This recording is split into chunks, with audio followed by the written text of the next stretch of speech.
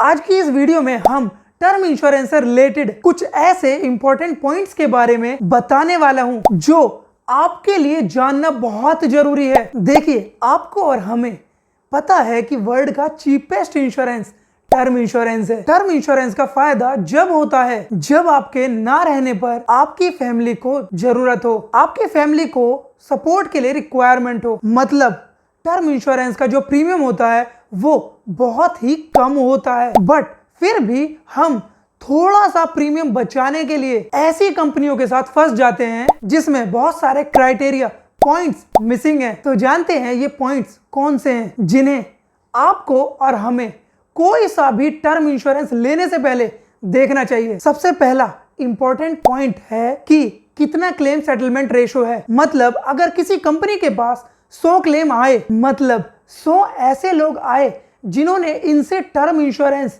ले रखा था और उनकी डेथ हो गई और उनकी फैमिली को क्लेम देने की बारी आई। अगर 100 लोग ऐसे आए तो कितने लोगों का इन्होंने क्लेम पास किया। क्लेम सेटलमेंट रेशो ये देखना जरूरी है, क्योंकि टर्म इंश्योरेंस में फायदा ही जब है जब आपके ना रहने पर आपकी फैमिली को सपोर्ट मिले। थोड़ा सा सस्ता टर्म इंश्योरेंस लेने के चक्कर में कई बार हमारी फैमिली सफर करती है, जो एक बहुत ही बड़ी गलती होती है। Second important point, claim settlement amount का क्या रेशो है। मतलब क्लेम सेटलमेंट रेशो समझो किसी का 99% है। साथ साथ देखना जरूरी है कि कितना क्लेम अमाउंट आया। कई बार क्या होता है कि जो छोटे छोटे क्लेम होते हैं वो तो कंपनी पास कर देती है और बड़े क्लेम को रिजेक्ट कर देती है। तो उससे क्या होता है, क्लेम सेटलमेंट रेशो तो अच्छा रहता है बट क्लेम सेटलमेंट अमाउंट का रेशो बिगड़ जाता है। तो हमें देखना पड़ेगा, अगर 10 करोड़ के क्लेम आए कंपनी के पास तो 10 करोड़ में से कितना क्लेम कंपनी ने पास किया।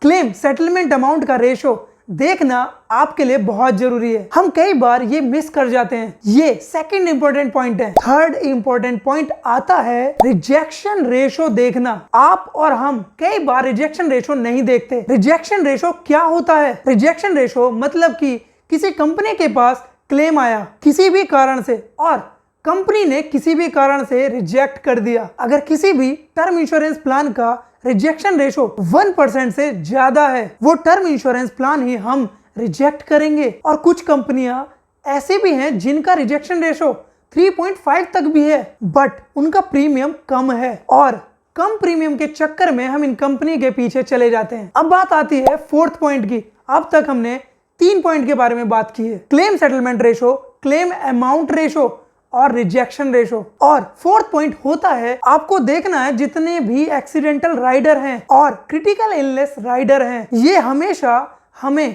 हमारे टर्म इंश्योरेंस के साथ ऐड करने हैं, क्योंकि टर्म इंश्योरेंस का अमाउंट हमेशा फिक्स्ड होता है और यूजुअली टर्म इंश्योरेंस हमारी छोटी एज में हम ले चुके होते हैं और प्रीमियम कम होता है क्योंकि फिक्स्ड रहता है। टर्म इंश्योरेंस का प्रीमियम इसलिए हमेशा हमें राइडर टर्म इंश्योरेंस के साथ लेना चाहिए। आई होप आप इन 4 पॉइंट्स का ध्यान रखेंगे कभी भी टर्म इंश्योरेंस लेने से पहले, और कभी भी सस्ते टर्म इंश्योरेंस के पीछे मत जाइएगा। अब बात करते हैं एक इंपॉर्टेंट बात की जो टर्म इंश्योरेंस के लिए बहुत ही ज्यादा ध्यान रखने वाली बात है। टर्म इंश्योरेंस हमें हमेशा अर्निंग मेंबर का ही लेना है। कई बार आप ऐसा कोशिश करेंगे, जब आप अपने लिए टर्म इंश्योरेंस ले रहे होंगे तो आप सोचेंगे कि मैं वाइफ का भी करा लेता हूं और अपने बच्चे का भी करा लेता हूं, लेकिन नहीं, आपको सिर्फ उसी मेंबर का टर्म इंश्योरेंस कराना है जो अर्निंग मेंबर है, जो कमा रहा है। सिर्फ और सिर्फ हम टर्म इंश्योरेंस या किसी भी प्रकार का इंश्योरेंस सिर्फ उसी पर्सन का लेना है जो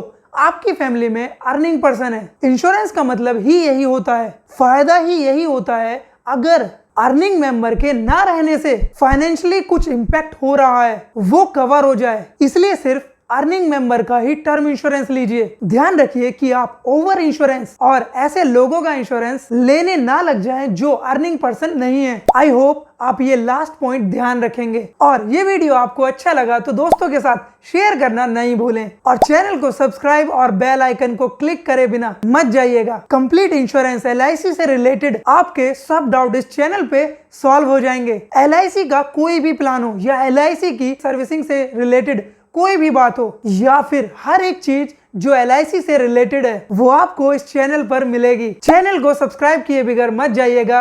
मिलते हैं आपको नेक्स्ट वीडियो में, तब तक के लिए बाय। और इंश्योरेंस लेने से पहले आप इस वीडियो को फिर से देख लेना।